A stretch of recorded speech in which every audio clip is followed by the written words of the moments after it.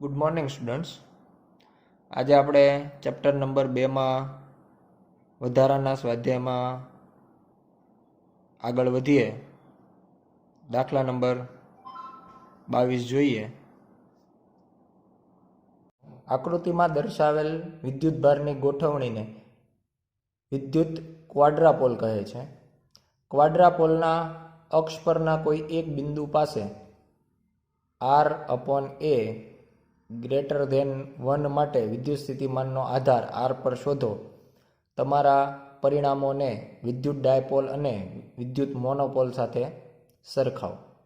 હવે આકૃતિની અંદર આપણને 4 વિદ્યુતભાર આપવામાં આવ્યા છે. 4 વિદ્યુતભાર આપણે આકૃતિમાં દર્શાવીએ તો એ 4 વિદ્યુતભાર આ પ્રમાણે છે.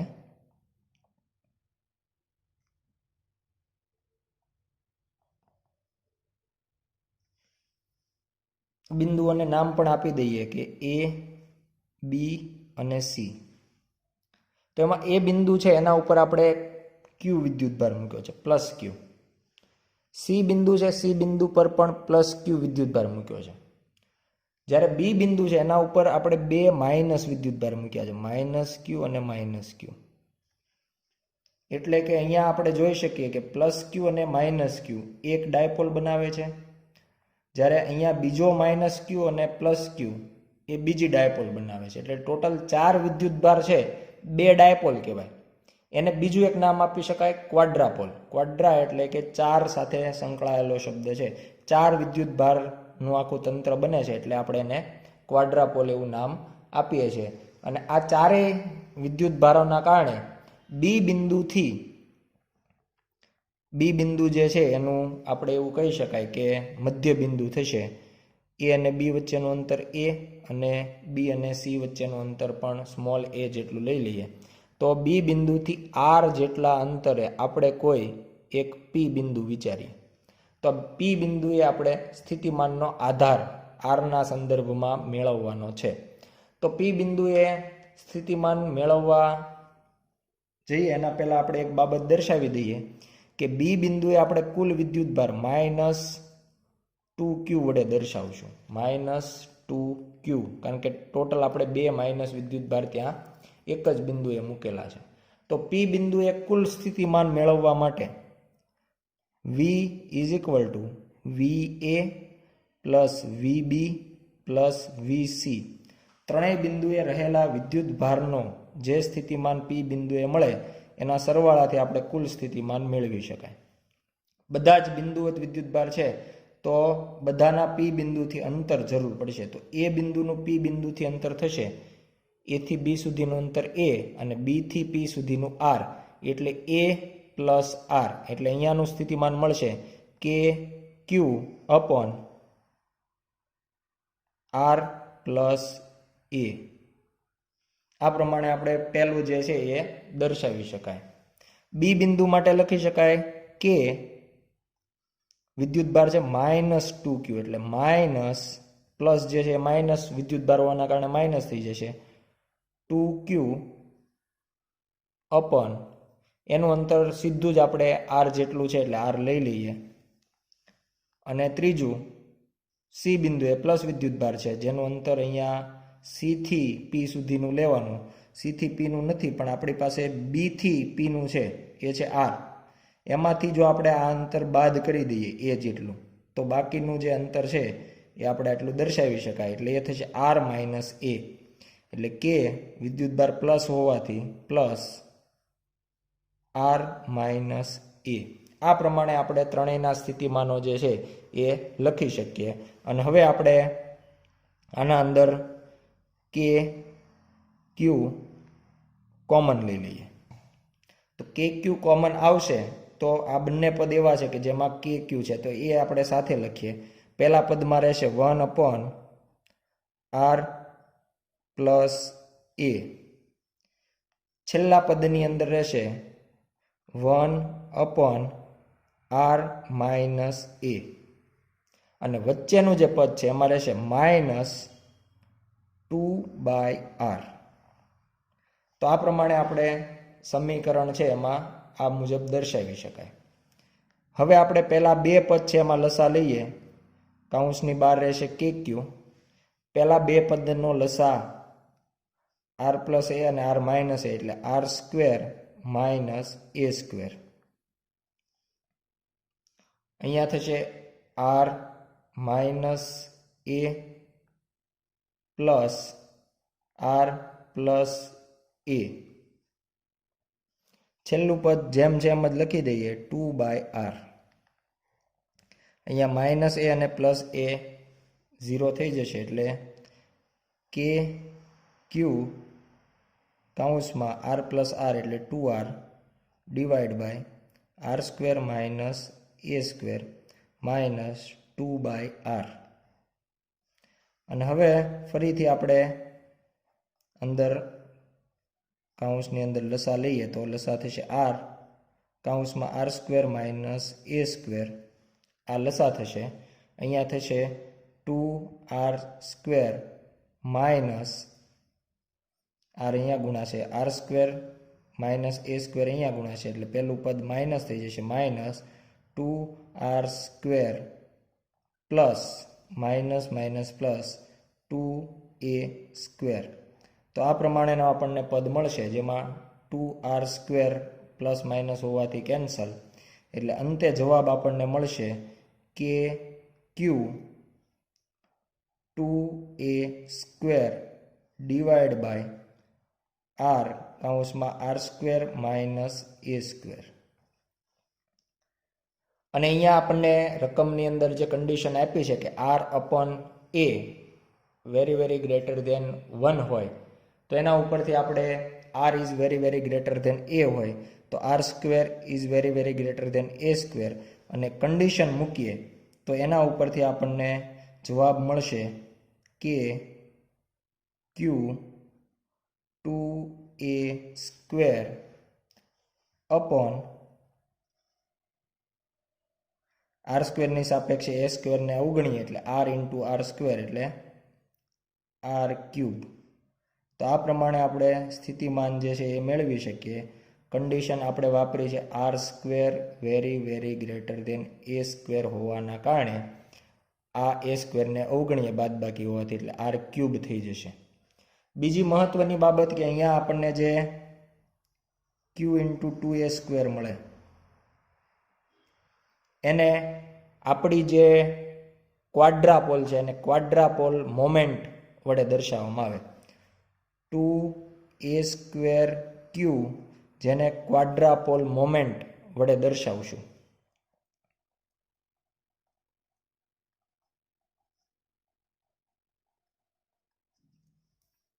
જેમ આપણે 2a ક્યુ બરાબર ડાયપોલ મોમેન્ટ લખીએ છીએ એ જ રીતે 2a સ્ક્વેર ઇન્ટુ ક્યુ ને ક્વાડ્રાપોલ મોમેન્ટ વડે દર્શાવવામાં આવે. બીજી બાબત કે આપણને અહીંયા એવું પૂછવામાં આવ્યું છે કે આ જે જવાબ મળે છે એને ડાયપોલ અને મોનોપોલના જે સ્થિતિમાનના સમીકરણો છે એની સાથે સરખાવવાનું. સામાન્ય રીતે આ જવાબ છે એમાં આપણે આરનો આધાર લખવાનો છે. તો આરના આધાર માટે આપણે એવું લખી શકીએ કે ડાયપોલ જ્યારે હોય મોનોપોલથી શરૂ કરીએ. મોનોપોલ એટલે કે બિંદુવત માટે આપણને મળે વી ચલે છે 1/r. ડાયપોલ લઈએ તો ડાયપોલ માટે આપણને મળે વી ચલે છે 1/r સ્ક્વેર. અને જ્યારે આપણે હવે ક્વાડ્રાપોલ લઈએ તો વી ચલે છે 1/r ક્યુબ. એટલે જોઈ શકાય એક વિદ્યુત ભાર વધતા છેદની અંદર આરની એક ઘાત પણ વધતી જાય છે. તો આ પ્રમાણે આપણે મોનોપોલ, ડાયપોલ અને ક્વાડ્રાપોલ છે એના માટે સમીકરણો જે છે એના આધારમાં 1/r, 1/r સ્ક્વેર અને 1/r ક્યુબ મુજબ અનુક્રમે હોય છે. દાખલા નંબર 23. 1 કિલોવોટના વિદ્યુત સ્થિતિમાનનો તફાવત ધરાવતા પરિપથ માટે એક ટેકનિશિયનને 2 માઇક્રોફેરાડેના કેપેસિટરની જરૂર પડે છે. તેની પાસે 1 માઇક્રોફેરાડેના કેપેસિટન્સ ધરાવતા કેપેસિટર બહોળી સંખ્યામાં છે જેનો ઉપયોગ વધુમાં વધુ 400 વોલ્ટના વિદ્યુત સ્થિતિમાનના તફાવત માટે ઉપયોગી થઈ શકે. તો કેપેસિટરની યોગ્ય ગોઠવણી જણાવો કે જેથી ઓછી સંખ્યામાં કેપેસિટરનો ઉપયોગ થાય.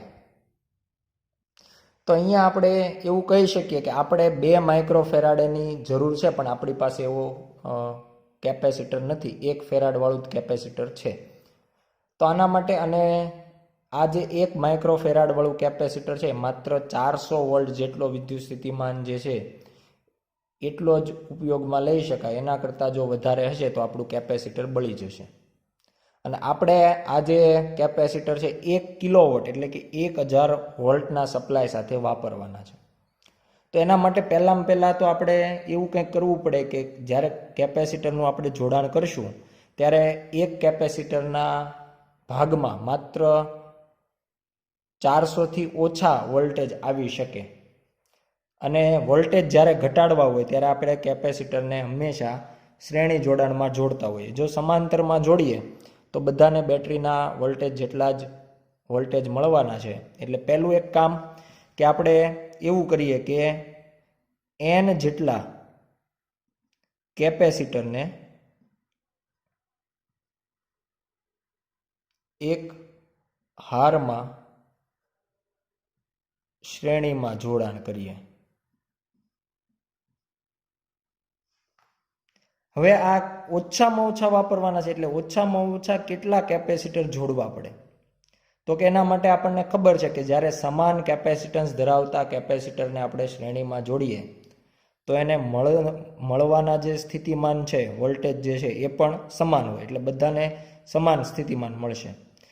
આ જે આખી શ્રેણી છે, હાર છે, એને આપણે 1000 વોલ્ટ સાથે જોડવાના છીએ. તો 1000 વોલ્ટ પ્રમાણે વોલ્ટેજ છે એ જેટલા પણ કેપેસિટરનું જોડાણ કર્યું છે ડિવાઈડ બાય n થઈ જશે. એટલે 1000 ભાગ્યા n. અને આ આપણને વધુમાં વધુ 400 મળવું જોઈએ, કારણ કે એક કેપેસિટર 400 વોલ્ટ સુધી ખમી શકે છે, 400 કરતાં વધારે નહીં. તો આનો ઉકેલ આપણે લાવીએ તો 1000/400 થશે. એટલે કે 10/4 એટલે કે 2.5 જવાબ આવશે. પણ n એટલે કેપેસિટરની સંખ્યા હતી, અઢી કેપેસિટર ન જોડી શકાય. તો એને રિલેટેડ આપણે પૂર્ણાંક આંકડો લઈ લઈએ 3.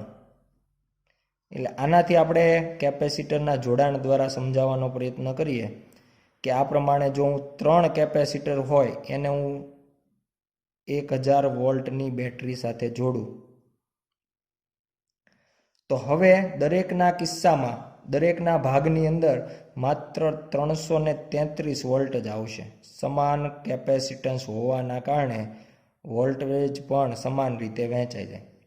પણ આના જગ્યાએ જો મેં 2 જ કેપેસિટર લીધા હોત તો 1000ના માત્ર 2 જ ભાગ થાય અને 2 ભાગ એટલે એકના ભાગમાં 500 વોલ્ટ આવે. અને જો એકના ભાગમાં 500 વોલ્ટ આવે તો એ કેપેસિટર 500 વોલ્ટનો સ્થિતિમાન ખમી શકે તેમ નથી, એટલે કે બળી જાય. એટલે મિનિમમ 3 કેપેસિટર તમારે જોડવા પડે એક શ્રેણીની અંદર. અને આપણને સંખ્યા ઓછામાં ઓછી પૂછી છે એટલે 3 રાખવી પડે. 4, 5થી પણ પોસિબલ છે, પણ સંખ્યા વધી જશે. બીજો એક આપણે બાબત ધ્યાનમાં લઈએ કે આવા 3 કેપેસિટર જોડવાથી હવે આનું સમતુલ્ય કેપેસિટન્સ તો કે 1 માઇક્રોફેરાડે. અને ત્રણેયને જો શ્રેણીમાં જોડી દઈએ તો C/n થી આપણને 1/3 માઇક્રોફેરાડે થાય. જ્યારે આપણે પરિણામી તો 2 માઇક્રોફેરાડે જોઈએ છે. તો શ્રેણીમાં જોડવાથી કેપેસિટન્સ ઘટી જાય છે. આપણે 1 માઇક્રોફેરાડે વાળા જોડી અને 2 ફેરાડે કરવાનું છે. તો એના માટે આપણે શું કરીએ તો કે આવી ઘણી બધી m હાર બનાવીએ અને આ હારને જે છે એકબીજા સાથે સમાંતરમાં જોડી દઈએ. એટલે આખું જે માળખું બનશે, પરિપથ બનશે, એ આવો કંઈક બનશે કે આવા 3 કેપેસિટર, એની આ બીજી લાઈન, એની એવી ત્રીજી લાઈન, એવી ચોથી લાઈન, આવી કેટલી લાઈન બનાવીએ કે આ બધાનું સમાંતર જોડાણ કરી હજી આવી ઘણી બધી લાઈન હશે, ટોટલ m લાઈન. અને એને આપણે 1000 વોલ્ટ સાથે જોડીએ તો બધાના ભાગમાં 400 કરતાં ઓછા વોલ્ટ આવે.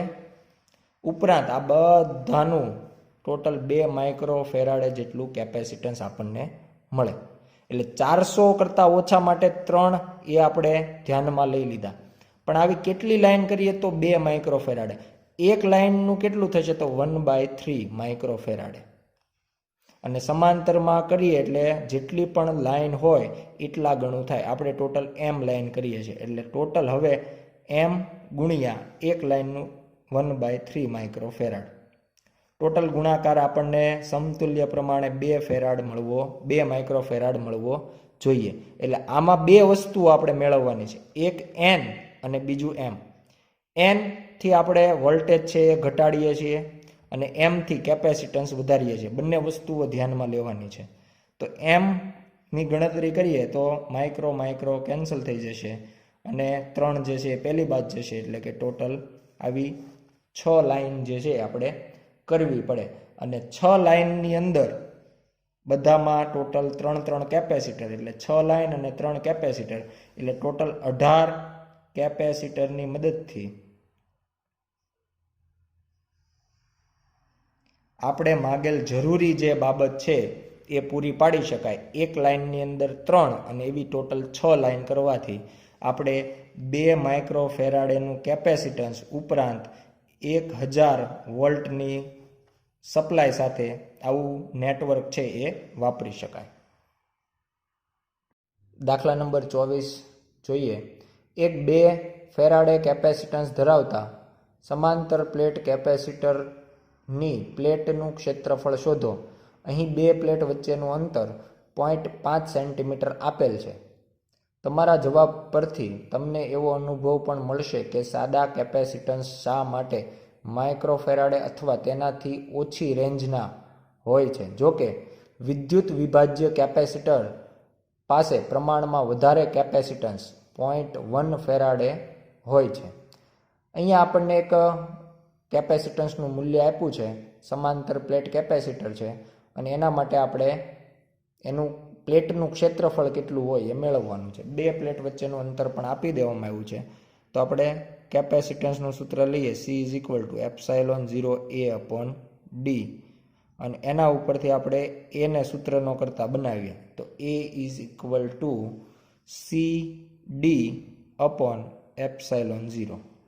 આ પ્રમાણેનું સૂત્ર મળશે. કેપેસિટન્સ અને 2 પ્લેટ વચ્ચેનું અંતર આપણી પાસે છે તો A = 2 ફેરાડે જેટલું આપણે કેપેસિટન્સ જોઈએ છે અને 2 પ્લેટ વચ્ચેનું અંતર 0.5 સેન્ટીમીટર એટલે 0.5 ગુણ્યા 10⁻² અપોન ε0 8.85 ગુણ્યા 10⁻12 અને ગણતરી કરીએ તો એનો જવાબ મળશે 1.13 ગુણ્યા 10⁹ મીટર સ્ક્વેર. એટલે આપણે એવું કહી શકાય કે આપણને મળતું જે ક્ષેત્રફળ છે એ ખૂબ જ મોટું છે. 10⁹ એટલે ખૂબ જ મોટું ક્ષેત્રફળ થાય. એટલા માટે નોર્મલી આપણને જે સાદા કેપેસિટર હોય એના કેપેસિટન્સ માઇક્રોફેરાડે અથવા તો ઓછી રેન્જના હોય. બીજું આપણને કીધું છે વિદ્યુત વિભાજ્ય. વિદ્યુત વિભાજ્ય જે કેપેસિટર છે એમાં પ્લેટ વચ્ચેનું જે અંતર છે એ ખૂબ જ ઓછું રાખવામાં આવે. D ખૂબ જ ઓછું હોય. અહીંયા જે 0.5 લીધું છે એના કરતાં પણ ઓછું. અને D જો આપણને ઓછું મળે, ઓછું રાખવામાં આવે તો કેપેસિટન્સ પ્રમાણમાં વધારી શકાય. એટલા માટે એ 0.1 ફેરાડેના ક્રમના પણ મળી શકે છે. નેક્સ્ટ 25મો દાખલો જોઈએ. નીચે દર્શાવેલ પરિપથ માટેના સમતુલ્ય કેપેસિટન્સ શોધો. 300 વોલ્ટ વિદ્યુત સ્થિતિમાન માટે દરેક કેપેસિટરના 2 છેડા વચ્ચે વિદ્યુત ભાર અને વિદ્યુત સ્થિતિમાન શોધો. અહીંયા આપણે આકૃતિમાં 4 કેપેસિટર છે જોઈ શકાય, C1, C2, C3 અને C4. અહીંયા આપણને 300 વોલ્ટની બેટરી આપી છે. આ પ્લસ છેડો છે, નીચે માઇનસ છેડો છે. તો આનું પહેલાં તો આપણે સમતુલ્ય કેપેસિટન્સ જે છે એ કેટલું થાય એ મેળવવાનું છે. તો એના માટે આપણે અહીંયા આકૃતિમાં દર્શાવેલા 2 કેપેસિટરથી શરૂઆત કરીએ, C2 અને C3. બંને 200 પિકો ફેરાડના કેપેસિટર છે અને બંનેનું શ્રેણી જોડાણ કહી શકાય. તો આ બંનેનું જે સમતુલ્ય કેપેસિટન્સ છે એને આપણે C5 એવું નામ આપીએ. તો પહેલાં તો આપણે માત્ર C2 અને C3નું શ્રેણી જોડાણ હોવાથી તેમનું સમતુલ્ય કેપેસિટન્સ મેળવીએ.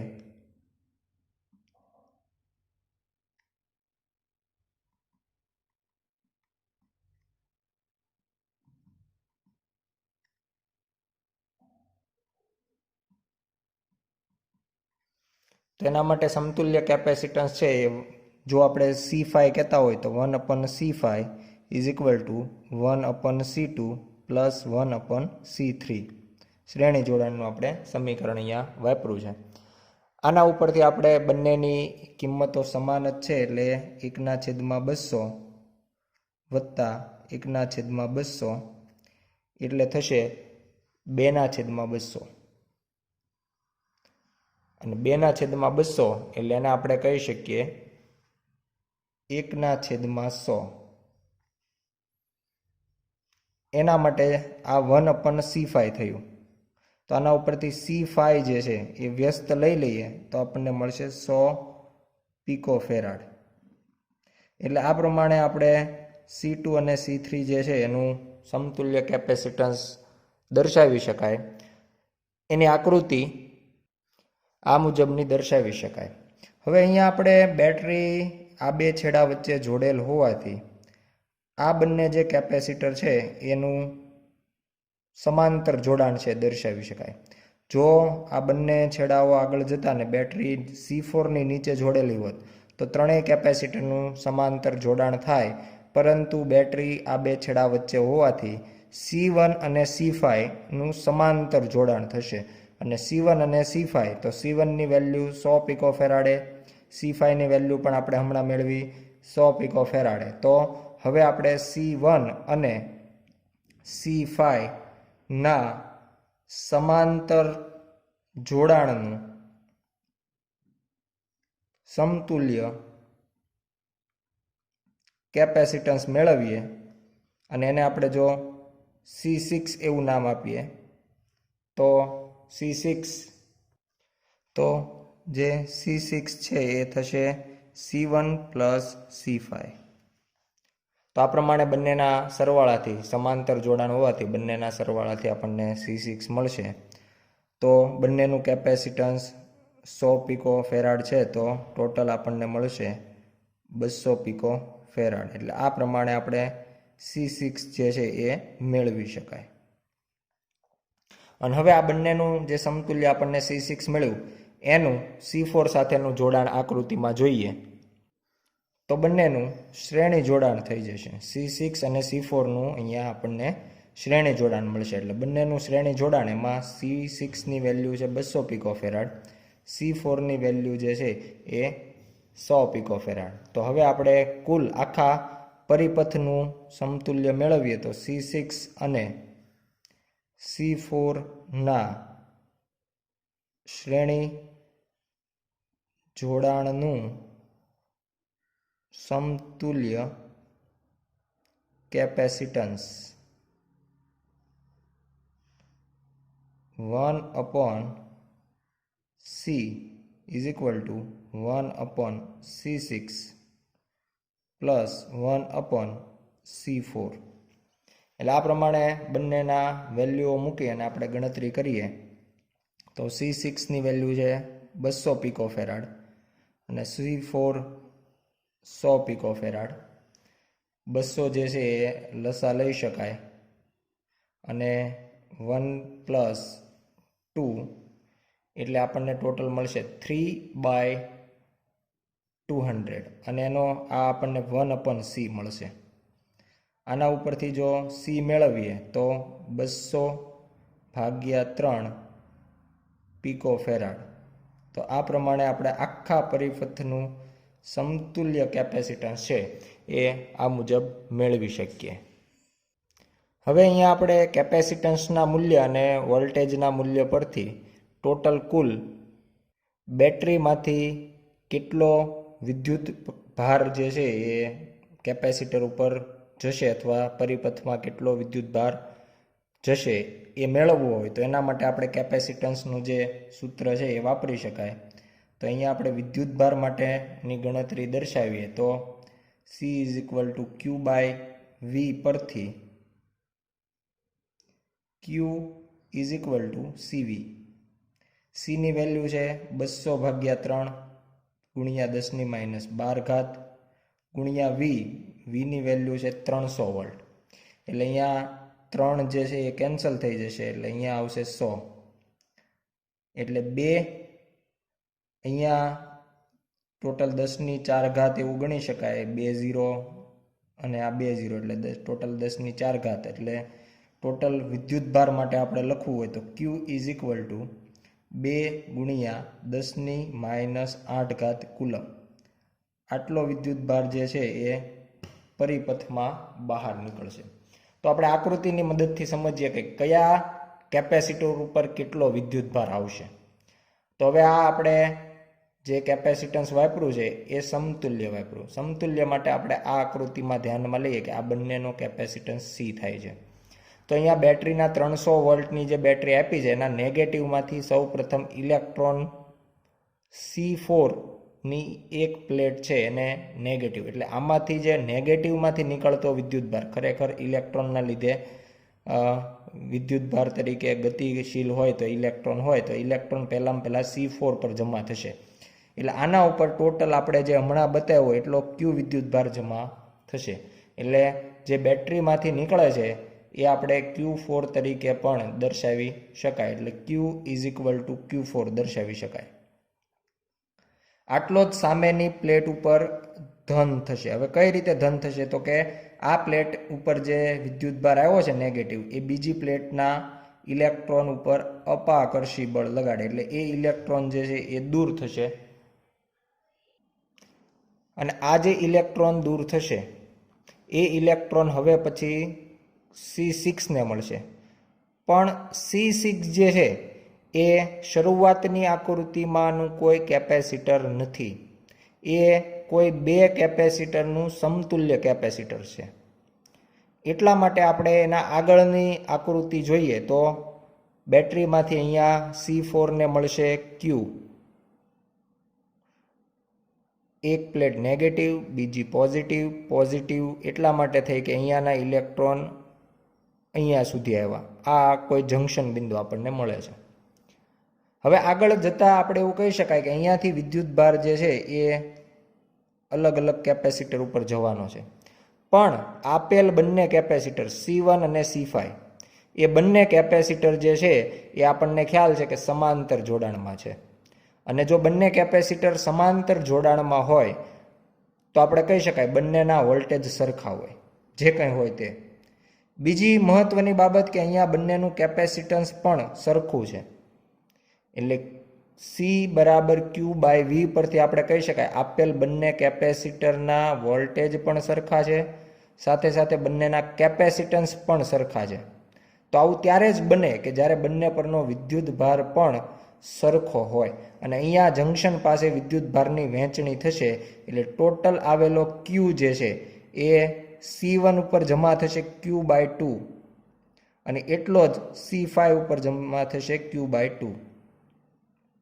એટલે અહીંયાથી જે નેગેટિવ ખરેખર અહીંયાથી આ નેગેટિવ છે એટલે આ બંને નેગેટિવ વિદ્યુતભાર જમા થશે. એટલે બંનેની એક તરફની પ્લેટ છે એ નેગેટિવ વિદ્યુતભારિત બનશે અને એના લીધે એની સામેની જે પ્લેટ છે એ પોઝિટિવ બનશે. અને આ ઇલેક્ટ્રોનના કારણે બીજી પ્લેટના ઇલેક્ટ્રોન છે એ ગતિ કરી અને આ જંકશન સુધી પહોંચશે Q/2 અને બેટરીને એટલો નેગેટિવ વિદ્યુતભાર ફરીથી પાછો મળી જશે Q જેટલો એણે નેગેટિવમાંથી બહાર કાઢ્યો હતો Q એટલો જ આ જંકશને ભેગો થઈ અને બેટરીને પરત મળી જશે.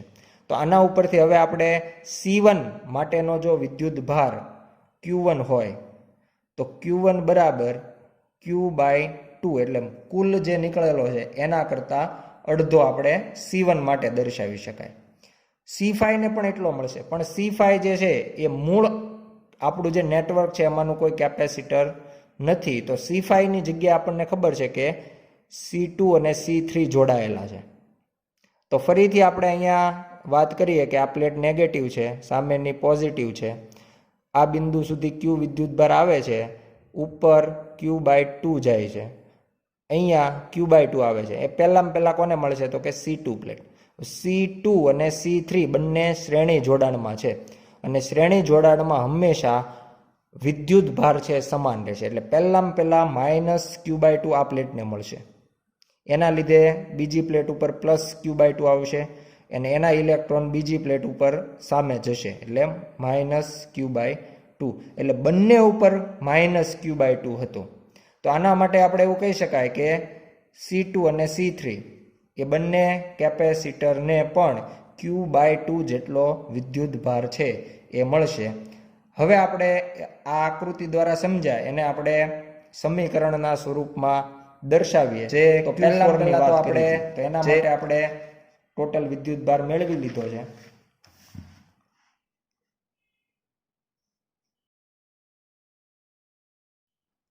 તો પહેલા આપણે Q4 માટે લખીએ. Q4 બરાબર આપણે જાણીએ છીએ Q થાય એટલે કે 2 × 10⁻8 કુલમ. અને હવે આ વિદ્યુત ભાર આપણી પાસે છે અને કેપેસિટન્સ છે, તો એના માટે કેપેસિટન્સનું સૂત્ર વાપરીએ કે C4 = Q4/V4. એટલે એને પોતાને ચોથા જે કેપેસિટર છે એને કેટલા વોલ્ટેજ મળશે, તો V4 = Q4/C4. Q4 થશે 2 × 10⁻8 અને C4 જે છે એ 100 × 10⁻12. અને આ ગણતરી કરીએ એટલે આપણને મળશે 200 વોલ્ટ. એટલે બેટરીના જે 300 વોલ્ટ હતા એમાંથી 200 વોલ્ટ જે છે એ ચોથા કેપેસિટર C4ના બે છેડા વચ્ચેનો વિદ્યુત સ્થિતિમાનનો તફાવત થશે. આગળ આપણે જોયું કે C1 અને C5 જે છે એ સમાંતર જોડાણમાં હતા, તો એના માટેનો વિદ્યુત ભાર જે છે એ આપણે Q1 બરાબર Q/2 એટલે કે 10⁻8 કુલમ, અથવા બીજી રીતે કહીએ તો C1 અને C5 જે છે એ સમાંતર જોડાણમાં હોવાથી એના બે છેડા વચ્ચેના જે વોલ્ટેજ છે એ 100 વોલ્ટ થશે. જો C4 ને 200 મળતા હોય તો બાકીનું જે જોડાણ છે એને કુલ વોલ્ટેજમાંથી 200 બાદ કરતા વધેલા વોલ્ટેજ જે છે એ મળશે. એટલે આપણે કહી શકાય કે V1 = V5 = V-V4. આ બંને સમાંતરમાં હોવાથી C1 અને C5 એટલા માટે આ બંનેના વોલ્ટેજ સરખા આવે અને 300 - 200 એટલે કે 100 વોલ્ટ થશે. અને જો વોલ્ટેજ આપણને ખબર હોય તો એના ઉપરથી પણ આપણે આ જે વિદ્યુત ભાર છે એ મેળવી શકાય. V1 માટેનું સમીકરણ અથવા તો C1 માટેનું સમીકરણ વાપરીએ તો C1 = Q1/V1. તો આના ઉપરથી આપણે Q1 બરાબર C1V1 આવું લખી શકાય. 100 × 10⁻12 ગુણ્યા વોલ્ટેજ એને પણ 100 જેટલા મળે છે એટલે લખી શકાય કે 10⁻8 કુલમ. જે આપણે અહીંયા દર્શાવ્યું છે એ અહીંયા ગણતરી દ્વારા પણ મેળવી શકાય. હવે વાત કરીએ C5ની. પણ C5 બેઝિક આપણી જે આકૃતિ હતું એમાંનું નથી, એ તો સમતુલ્ય છે. એના જગ્યાએ બે કેપેસિટર હતા C2 અને C3. તો C2 અને C3 શ્રેણી જોડાણમાં હોવાથી આપણે એવું કહી શકાય કે બંનેનું જે જોડાણ હતું C2 અને C3 એના બે છેડા વચ્ચે ટોટલ આપણને 100 વોલ્ટ મળતા હતા. આના જગ્યાએ C5 હતું. તો આ 100 વોલ્ટ જે છે પણ બંનેનું કેપેસિટન્સ સરખું હોય તો આપણે એવું કહી શકાય કે એક કેપેસિટરના બે છેડા વચ્ચે અને બીજા કેપેસિટરના V2 + V3 = 100 થવું જોઈએ. બંનેના વોલ્ટેજનો સરવાળો 100 વોલ્ટ થવો જોઈએ. બીજી મહત્વની બાબત કે બંને પરનો શ્રેણી જોડાણ છે એટલે વિદ્યુતભાર સરખો છે, ઉપરાંત કેપેસિટન્સ પણ સરખું છે, તો વોલ્ટેજ પણ સરખા હોય. અને જો વોલ્ટેજ સરખા હોય તો V3ની જગ્યાએ V2 લખી શકાય એટલે 2V2 = 100. તો V2 = 50. એટલે 3 અને 2 બંનેના વોલ્ટેજ જે છે એ આપણને 50 વોલ્ટ જેટલા મળે. અને બંનેના જો વોલ્ટ 50 વોલ્ટ હોય તો એના ઉપરથી આપણે બંનેનો વિદ્યુતભાર પણ આ સૂત્ર દ્વારા મેળવી શકાય. C1 V1 જે Q1 માટે લખ્યું છે એવું તમે Q2 માટે લખી શકો C2 V2. C2 જે છે એ આપણને આપવામાં આવ્યું છે 200 × 10⁻12 અને V2 જે છે એ 50 અને ગુણાકાર કરીએ એટલે 10⁻8 કુલમ જેટલો વિદ્યુતભાર છે એ બીજા કેપેસિટર ઉપર મળશે. એ જ પ્રમાણે Q3 મેળવીએ તો Q3 માટે C3V3 એમાં પણ બંને વેલ્યુ આ જ હોવાથી ડાયરેક્ટ જ આપણે એનો જવાબ લખી શકાય 10⁻8.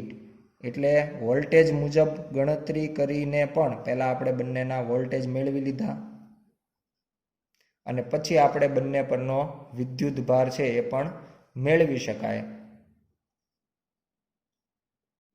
નેક્સ્ટ દાખલો જોઈએ 26. એક સમાંતર પ્લેટ કેપેસિટરમાં દરેક પ્લેટનું ક્ષેત્રફળ 90 સેન્ટીમીટર સ્ક્વેર છે અને બંને પ્લેટ વચ્ચેનું અંતર 2.5 મિલીમીટર છે. કેપેસિટરને વિદ્યુત ભારિત કરવા 400 વોલ્ટના પ્રાપ્તિ સ્થાન સાથે જોડેલ છે. એ કેપેસિટર દ્વારા કેટલી સ્થિત વિદ્યુત ઉર્જાનો સંગ્રહ થશે? અહીંયા પહેલાં આપણે સંગ્રહિત થતી ઉર્જા મેળવી લઈએ. તો એના માટે આપણને જે રાશિઓ આપી છે એ બરાબર 90 સેન્ટીમીટર સ્ક્વેર, એટલે આપણે લખી શકીએ 90 × 10⁻⁴ મીટર સ્ક્વેર. ઉપરાંત બે પ્લેટ વચ્ચેનું અંતર પણ આપણને આપવામાં આવ્યું છે 2.5 મિલીમીટર, એટલે એ લખી શકાય 2.5 × 10⁻³ મીટર. અને વોલ્ટેજ આપ્યા છે V બરાબર 400 વોલ્ટ. તો આના માટે આપણે સ્થિતિ ઉર્જા જો કેપેસિટરની લઈએ તો U = 1/2 CV². અહીંયા Cની વાત કરીએ તો C જે છે એ કેપેસિટરનું કેપેસિટન્સ દર્શાવે છે, જેના માટે આપણે સમાંતર પ્લેટ કેપેસિટર હોવાથી ε0A/d સમીકરણ C માટે વાપરી શકાય. એટલે 1/2 ε0A/d × V². અને આપેલ જે કાંઈ રાશિઓ છે એની કિંમતો મૂકી દે એટલે 1/2 ε0 8.85 × 10⁻12 એ 90 × 10⁻⁴ V² એટલે 400² ભાગ્યા d બરાબર 2.5 × 10⁻3. અને આ બધી જ કિંમતો પરથી આપણે જવાબ લાવી શકાય 2.55 × 10⁻6 જૂલ. તો આ પ્રમાણે આપણે કેપેસિટરની અંદર સંગ્રહિત ઉર્જા જે છે એ સમીકરણ દ્વારા મેળવી શકાય. બી ભાગ જોઈએ. જો એમાં મેળવેલ ઉર્જાને બે પ્લેટ વચ્ચેનું સ્થિત વિદ્યુત ક્ષેત્ર ગણવામાં આવે તો એકમ કદ U માટે ઉર્જા મેળવો અને તમારો જવાબ એકમ કદ U અને વિદ્યુત ક્ષેત્ર E નો સંબંધ તારવીને પૂરો કરો. અહીંયા આપણી પાસે બીજી માહિતી માંગી છે કે આપણે ઉર્જા ઘનતા, જેને આપણે એકમ કદ દીઠ સંગ્રહ થયેલી ઉર્જા પણ કહીએ છીએ. તો ઉર્જા ઘનતાને સ્મોલ u વડે જો આપણે દર્શાવતા હોઈએ તો એનું સૂત્ર લખી શકાય U = ઉર્જાના છેદમાં કદ. ઉર્જા આપણે હમણાં જ મેળવી કેપિટલ U, અને કદ તરીકે આપણે લખી શકાય ક્ષેત્રફળ ગુણ્યા બે પ્લેટ વચ્ચેનું અંતર, એટલે U/A × d. ઉર્જા આપણને મળી છે 2.55 ગુણ્યા 10⁻6 ડિવાઈડ બાય ક્ષેત્રફળ છે 90 ગુણ્યા 10⁻4 અને બે પ્લેટ વચ્ચેનું અંતર 2.5 ગુણ્યા 10⁻3. ગણતરી દ્વારા જવાબ લાવી શકાય 0.113 જૂલ પર મીટર ક્યુબ.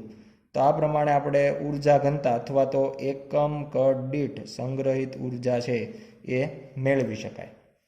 બીજી બાબત આપણને U અને E વિદ્યુત ક્ષેત્ર વચ્ચેનો સંબંધ મેળવવાનો કીધું છે.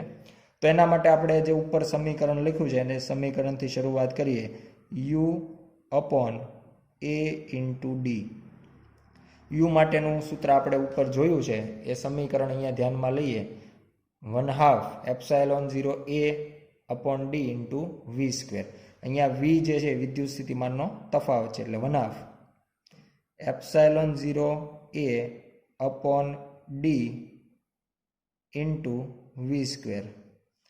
આ જે છે ઉર્જા થઈ અને છેદમાં A × d, એટલે A × d વડે આપણે એનો ભાગાકાર કરીએ તો અહીંયા ક્ષેત્રફળ જે છે એ કેન્સલ થઈ જશે. અંશમાં જોઈએ કે V² આવે છે અને છેદમાં જોઈ શકાય d × d, એટલે d નો પણ સ્ક્વેર થઈ જશે. એટલે આપણું સૂત્ર બનશે 1/2 એપ્સાઇલોન 0 કૌંસમાં V/d હોલ સ્ક્વેર, આવું સૂત્ર લખી શકાય. અને V/d હોલ સ્ક્વેર જે છે એને આપણે વિદ્યુત ક્ષેત્રનો વર્ગ કહી શકાય. વિદ્યુત સ્થિતિમાન પ્રચલન E = -ΔV/ΔD લખીએ છીએ આપણે, Δx લખીએ છીએ, તો એના ઉપરથી V અને D જે છે એનો ભાગાકાર એ આપણને વિદ્યુત ક્ષેત્ર જેટલો મળે. એટલે આ આપણને U અને E વચ્ચેનો સંબંધ થઈ ગયો. U = 1/2 ε0 E², જે સમીકરણ આપણે થિયરીમાં પણ મેળવી ચૂક્યા છીએ. દાખલા નંબર 27. એક 4 માઇક્રોફેરાડેના કેપેસિટરને 200 વોલ્ટની બેટરી વડે વિદ્યુતભારિત કરવામાં આવે છે. ત્યારબાદ આ કેપેસિટરને બેટરીથી અલગ કરી દઈને એક વિદ્યુતભાર રહિત 2 માઇક્રોફેરાડ કેપેસિટર સાથે જોડવામાં આવે છે. તો પ્રથમ કેપેસિટરની કેટલી ઉર્જા ઉષ્મા અને વિદ્યુત ચુંબકીય વિકિરણ સ્વરૂપે વ્યય પામશે? પહેલાં આપણે શરૂઆતની જે સ્થિતિ છે એ જોઈએ. શરૂઆતની સ્થિતિમાં આપણે એક 4 માઇક્રોફેરાડેના કેપેસિટરને બેટરી સાથે જોડીએ છીએ, જેના વોલ્ટ 200 વોલ્ટ છે. C1 કેપેસિટન્સ નામ આપી દઈએ અને 4 માઇક્રોફેરાડે કેપેસિટન્સ છે. તો આના ઉપરથી એવું કહી શકાય કે કેપેસિટર જે ચાર્જ થશે અને એની પાસે કંઈક સ્થિતિ ઉર્જા જે છે એ આવશે. અને સ્થિતિ ઉર્જાનું સૂત્ર વાપરીએ કે U = 1/2 CV². બેટરી સાથે એક જ કેપેસિટર જોડેલું હોવાથી ડાયરેક્ટ વોલ્ટ છે મળશે 1/2 C જે છે 4 × 10⁻⁶ V 200/2. આ મુજબ ગણતરી કરીએ તો જવાબ આપણને મળશે 80,000 માઇક્રોજૂલ આવશે, જેને આપણે 8 × 10⁻² જૂલ તરીકે લખી શકાય. એટલે આ પ્રમાણે આપણને શરૂઆતની કેપેસિટરની ઉર્જા છે એ મળશે. હવે આપણે આ કેપેસિટર જે સંપૂર્ણ ચાર્જ થયેલું છે, એની એક પ્લેટ ઉપર નેગેટિવ અને બીજી પ્લેટ ઉપર પોઝિટિવ વિદ્યુતભાર આવ્યો છે, એવા કેપેસિટરને બીજા એક વિદ્યુતભાર રહિત કેપેસિટર સાથે જોડીએ છીએ અને અહીંયા આપેલી જે બેટરી છે એને આપણે દૂર કરી દઈએ છીએ. C1 જે આપણે 4 માઇક્રોફેરાડે લખ્યું છે, C2 2 માઇક્રોફેરાડ છે અને એના ઉપર શરૂઆતમાં કોઈ જાતનો વિદ્યુતભાર નથી. તો આપણે આ જે C1 છે એના ઉપરથી કહી શકાય કે જે ટોટલ વિદ્યુતભાર એના ઉપર શરૂઆતમાં જ્યારે બેટરી જોડેલી હતી ત્યારે Q આવ્યો છે. તો આ Q પણ આપણે મેળવી લઈએ સાથે સાથે. તો C1 = Q/V પરથી Q = C1V 4 × 10⁻⁶ ગુણ્યા 200. એટલે 200 × 4 એટલે 800, એટલે 8 × 10⁻⁴ જૂલ અથવા 800 માઇક્રોજૂલ. આવી રીતે આપણે કુલ વિદ્યુતભાર છે લખી શકાય. હવે આ કુલ વિદ્યુતભાર જે છે, જ્યારે એના સાથે બીજું કેપેસિટર જોડીએ ત્યારે પહેલા ઉપર કંઈક Q1 વિદ્યુતભાર અને બીજા ઉપર કંઈક Q2 વિદ્યુતભાર જશે. પણ તંત્ર અલગ કરેલું હોવાથી બંનેનો સરવાળો કુલ વિદ્યુતભાર Q જેટલો થશે. એટલે એક સમીકરણ આપણે લખી રાખીએ, Q = Q1 + Q2. તો આ પ્રમાણે આપણે દર્શાવી શકાય. હવે આ સ્થિતિમાં આપણે એવું કહી શકાય કે એક પ્લેટ ઉપરથી બીજી પ્લેટ ઉપર અથવા એક કેપેસિટર ઉપરથી વિદ્યુતભાર બીજા કેપેસિટર પર જાય છે. આવું ક્યાં સુધી થશે? તો કે જ્યાં સુધી બંનેના સ્થિતિમાન સરખા થાય ત્યાં સુધી. એટલે અંતિમ કન્ડિશન સંતુલિત સ્થિતિમાં આપણે એવું કહી શકાય કે બંનેના વિદ્યુત સ્થિતિમાન સમાન હોય. વિદ્યુત સ્થિતિમાન સમાન હોય એટલે V1 = V2 થી આપણે શરૂઆત કરીએ. તો પહેલા કેપેસિટર માટે V ને જો સૂત્ર ન કરતા બનાવીએ તો એના અંદર આપણને મળે Q1/C1. બીજા માટે મળશે Q2/C2. વિદ્યુતભાર એક બાજુ લઈ જઈએ તો Q1/Q2 બરાબર C1/C2. અને આના ઉપરથી હવે આપણે અંશની અંદર યોગ લઈએ એટલે Q1 plus Q2 divide by Q2 is equal to C1 plus C2 divide by C2. Q1 plus Q2 તરીકે કેપિટલ Q મૂકી શકાય, છેદમાં Q2 ઇઝ ઇક્વલ ટુ ત્રણેય કિંમતો મૂકી દઈએ C1 C2 C2 તો 4 વત્તા 2 ભાગ્યા 2 બરાબર 6/2 એટલે કે 3 થઈ જશે. આના ઉપરથી જો Q2 ને આપણે ગણતરી કરીએ તો Q2 is equal two Q/3 એટલે કે 800/3 માઇક્રો કુલમ. અહીંયા વિદ્યુતભારના એકમ તરીકે આપણે કુલંબ ધ્યાનમાં લઈએ તો આ પ્રમાણે આપણને વિદ્યુતભાર 800/3 માઇક્રો કુલમ જેટલો મળશે.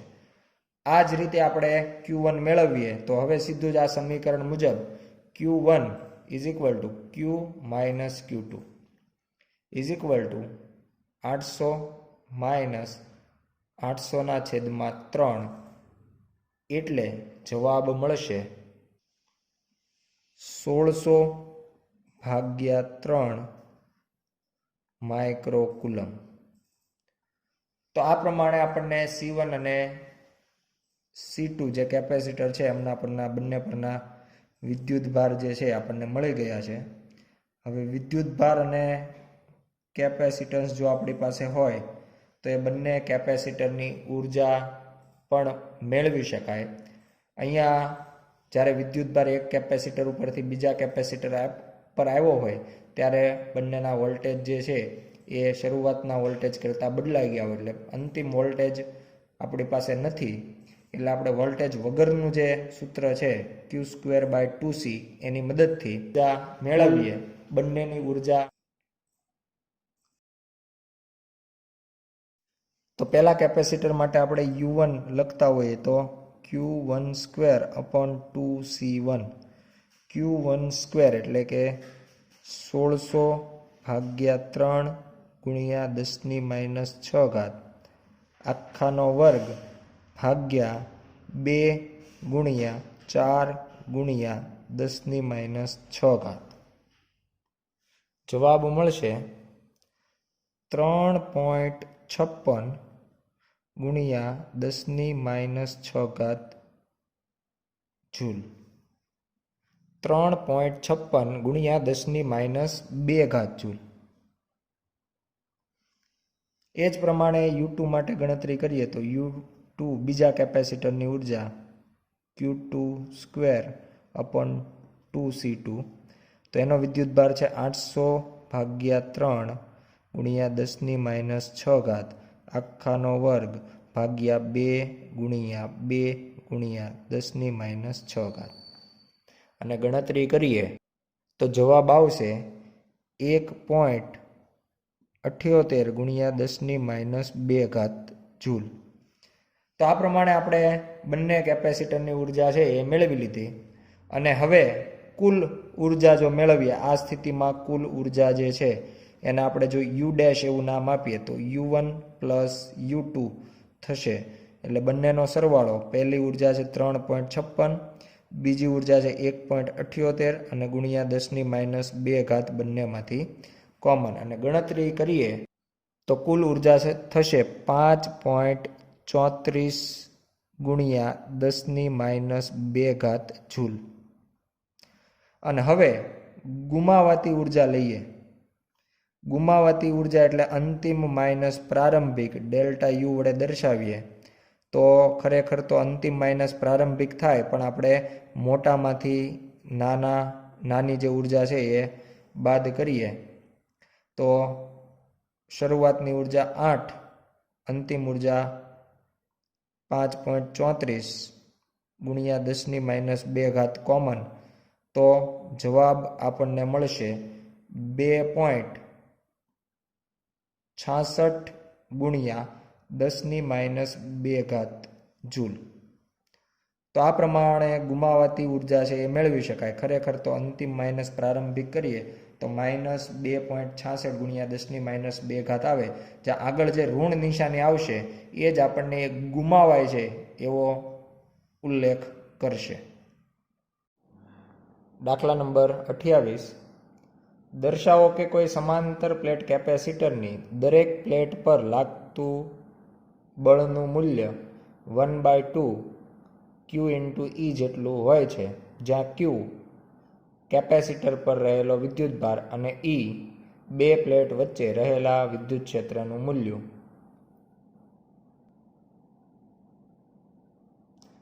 મૂલ્ય છે.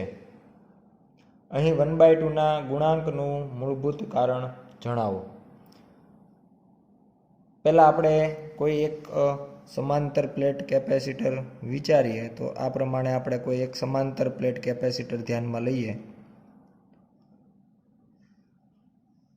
એક પ્લેટ દ્વારા બીજી પ્લેટ ઉપર લાગતું બળ જે છે એ આપણે F ધ્યાનમાં લઈએ. એક પ્લેટ દ્વારા બીજી પ્લેટ પર લાગતું બળ. હવે ધારો કે આપણે બીજી પ્લેટને થોડી દૂર ખસેડવી છે અને અહીંયા ક્યાંક લઈ આવવી છે. ધારો કે આપણે આ પ્લેટને Δx જેટલી ખસેડીને દૂર લઈ જઈએ છીએ. તો એના માટે આપણે વિદ્યુત ક્ષેત્રની વિરુદ્ધ, આ બળની વિરુદ્ધ કંઈક કાર્ય કરવું પડે એવું કહી શકાય. અને Δx જેટલી દૂર ખસેડવા માટે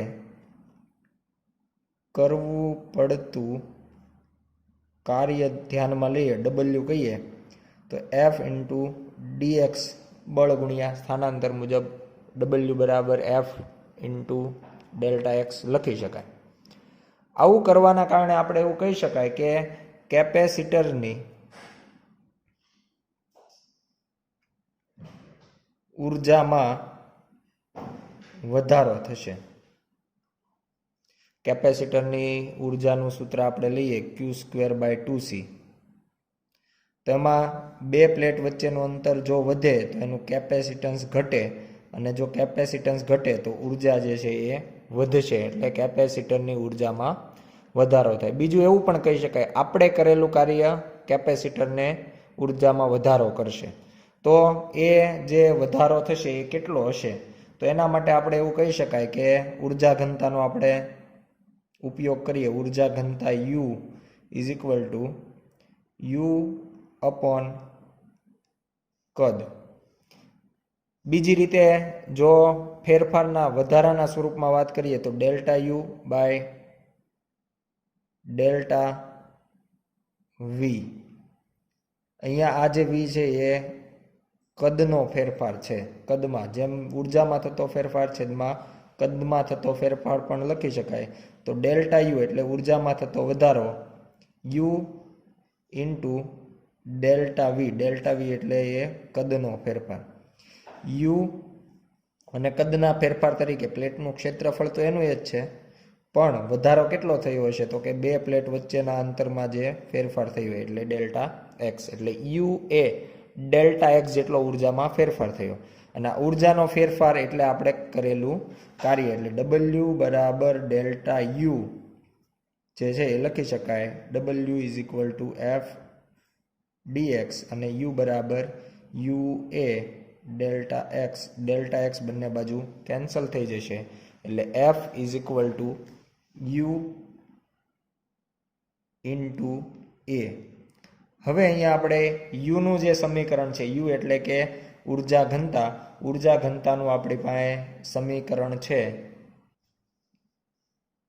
U/A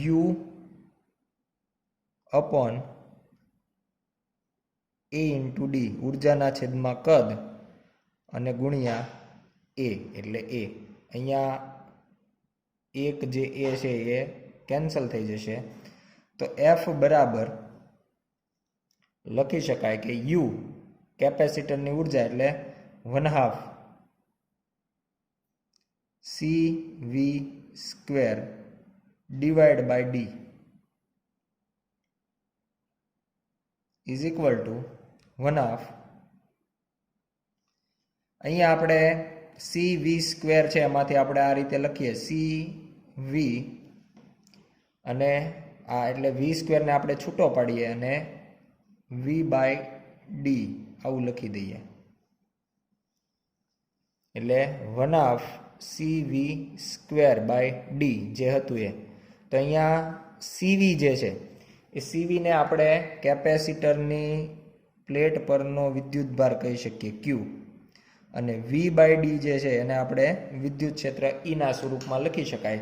એટલે આપણે જે સમીકરણ જોઈએ છે F is equal to 1/2 Q into E આ પ્રમાણેનું આપણને સમીકરણ મળી જશે. કારણમાં લખી શકાય CV is equal to Q થઈ જશે અને V by D is equal to વિદ્યુત ક્ષેત્ર ઈ થઈ જશે. બીજું આપણને એવું પૂછવામાં આવ્યું છે કે આગળ જે 1/2 આવે છે સામાન્ય રીતે તો બળ આપણને ખબર છે કે એફ ઇઝ ઇક્વલ ટુ ક્યુ ઈ જેટલું મળવું જોઈએ. તો આગળ જે 1/2 આવે છે એ શું દર્શાવે? તો 1/2 જે છે એ આપણે કહી શકીએ કે અહીંયા શરૂઆતમાં પ્લેટ પરનો વિદ્યુતભાર શૂન્ય હોય ત્યારે લાગતું બળ શૂન્ય થાય અને અંતે ઈ જેટલું વિદ્યુત ક્ષેત્ર અને પ્લેટ પરનો વિદ્યુતભાર ક્યુ હોય એટલે ક્યુ ઈ બળ લાગે. તો શરૂઆત અને અંત બંનેનું જે સરેરાશ લઈએ તો એ 1/2 આવે. એટલા માટે સરેરાશ કિંમત જવાબદાર હોવાથી અહીંયા 1/2 ક્યુ ઈ જેટલું આપણને બળ મળશે. આભાર.